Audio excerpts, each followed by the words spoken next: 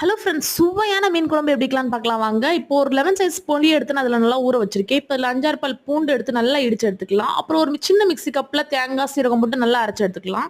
பெரிய மிக்சர் ஜாரில் நான் 2 வெங்காயம் 2 தக்காளி போட்டு நல்லா அரைச்சு எடுத்த பிறகு அந்த தேங்காவை இதில் டிரான்ஸ்ஃபர் பண்ணுறேன். இதே சேர்த்து நல்லா அரைச்சு எடுத்துட்டு நம்ம 4 டேபிள் ஸ்பூன் அரைச்சு வச்ச மீன் மசாலா சேர்த்துக்கலாம். மீன் குழம்புக்குன்னு அரைச்சு வச்சது.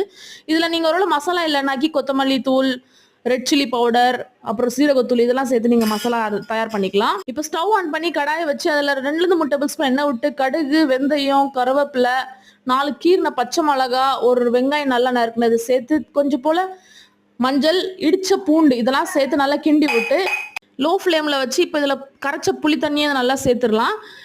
வடிகட்டி சேர்த்து தேவையான உப்பு போட்டு நல்லா கொதிக்க விடலாம். நல்லா மேலாட்டு கொதிச்சு நல்லா வத்தணும். இந்த மாதிரி எவ்வளோ வத்திருக்குன்னு பாருங்க. இப்போ நான் மீன் சேர்த்து இதுக்கு தேவையான அளவு உப்பு கொஞ்சம் போல சேர்த்து ஒரு 10 ல இருந்து 15 நிமிஷம் நல்லா கொதிக்க விட்டோம்னாக்கி அவ்வளோதாங்க நம்மளோட ஃபிஷ் கறி